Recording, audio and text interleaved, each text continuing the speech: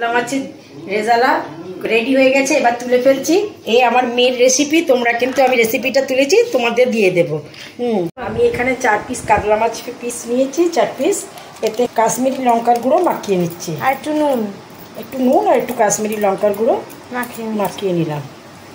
এটা ম্যারিনেট করে তেল দিয়ে দিলাম। এটা লাল তেলে হয় না, সাদা তেলে হয় এই রান্নাটা। সাদা তেল আমি দিয়ে দিলাম। তেলটা হোক, তেলটা ভালোভাবে হয়ে গেছে, তেলটা সাদা তেলটা গরম হয়ে গেছে। এবার এতে দুটো কাঁচা পেঁয়াজ আমি ভেজে নিচ্ছি, দিয়ে দিচ্ছি কড়াই।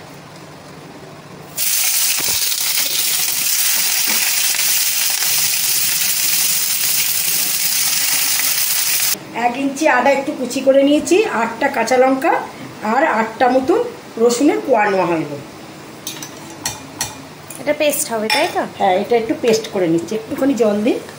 তাও করে একটু পেস্ট করে নিলাম।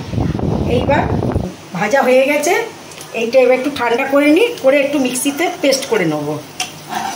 বেশি ভাজলাম না।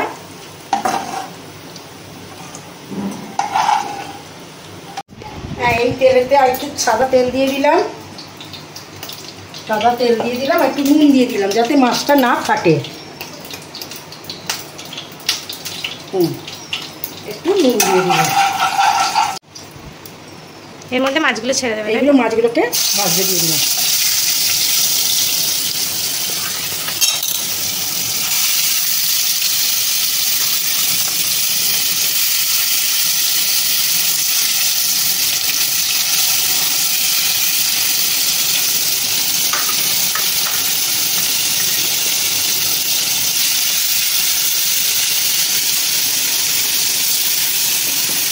মাছটা ভাজা হচ্ছে, কমিয়ে দিয়েছি।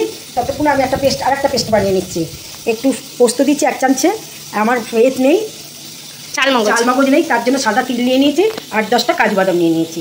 এটা বাইন্ডিংয়ের জন্য দিয়েছি এটা। এবার এটাকে পেস্ট করে নিচ্ছি। শুকনো খোলায় প্রথমে ঘুরিয়ে নেবে। শুকনো খোলায় প্রথমে ঘুরিয়ে নিচ্ছি, শুকনো করে একটু ঘুরিয়ে নিচ্ছি, তারপরে জল দিয়ে ঘোরাবো। কারণ প্রথমেই যদি জল দেওয়া হয় তাহলে পেস্টটা ঠিক মতন ভালো হয় না। এই যে এরকম করলে স্মুথ হয়। হ্যাঁ, স্মুথ হয়। এবারে যে পেঁয়াজগুলো ঠান্ডা করতে দিয়েছিলাম বেরেস্তা করে, এবার সেটাকে মিক্সির জারে দিয়ে দিচ্ছি।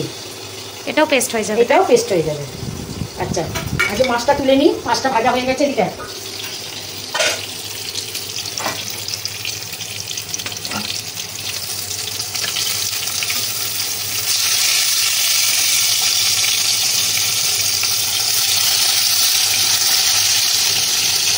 নিয়েছি। ওই তেলেতে দুটো শুকনো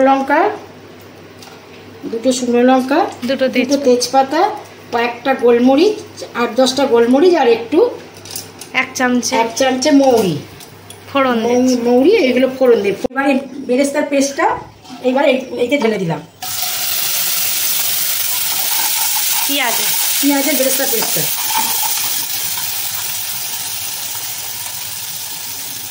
এটা একটু ভাজা ভাজা হয়ে যায়, পেঁয়াজের গন্ধটা একটু কমে যায়, পুরো গন্ধটা। তারপরে লঙ্কা আদা যে পেস্টটা তৈরি করে রেখেছি ওইটা দেবো।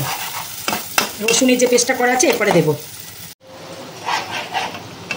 এইটা ধোয়া জলটা দিয়ে দিলে, এবারে বাটিটা ধুয়ে একটুখানি জল দিয়ে দিলাম, আর একটু জল। এবার ততক্ষণ এটা কষবে। হ্যাঁ, কষুক, তেল ছাড়ুক, তারপরে কয়েকটা মশলা অ্যাড করে দেবো। কমিয়ে রাখলাম। গন্ধটা কেটে গেছে, তেলও ছেড়ে গেছে। হ্যাঁ, এইবার আমি একটু ধনের গুঁড়ো, একটু জিরের গুঁড়ো, নুন একটু, আর একটু কাশ্মীরি লঙ্কার গুঁড়ো দিয়ে দিচ্ছি এতে। 1 চামচে করে আমি অ্যাড করে দিচ্ছি এতে। এটাই কিন্তু হলুদ পড়বে না, বুঝেছেন? এটা কষিয়ে নেব। এইবার দেখুন কি সুন্দর তেল ছেড়ে গেছে, খুব সুন্দর রং হয়েছে। এই যে কাজু বাদামের পোস্তের যে পেস্টটা করা ছিল, এবার এই পেস্টটা দিয়ে দিচ্ছি।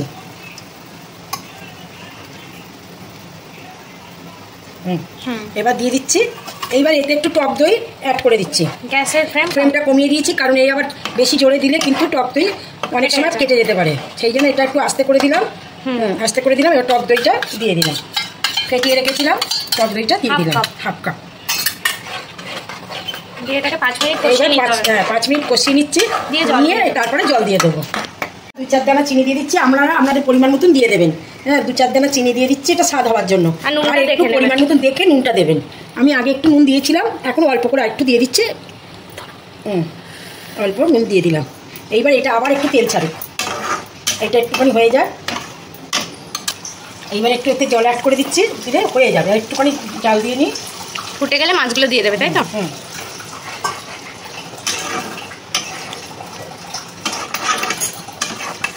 এটা কষে গেছে, এইবার আমি মাছগুলো একটা একটা করে দিয়ে দিচ্ছি এর মধ্যে। এরপরে একটু গরম মশলা আর একটু কেওড়া জল দিয়ে নামিয়ে নেব। আগে এটা কষবে, মাছটা একটু ফুটে যায়, কাঁচ রয়েছে। এবার একটুখানি এতে গরম মশলা দিতে হবে আর একটু কেওড়া জল, আর একটু কেওড়া জল, আর দুটো কাঁচা লঙ্কা নামানোর আগে দিয়ে দেবে, অল্প তো। আর কাঁচ রয়েছে, এবার একটুখানি এতে গরম মশলা দিতে হবে আর একটু কেওড়া।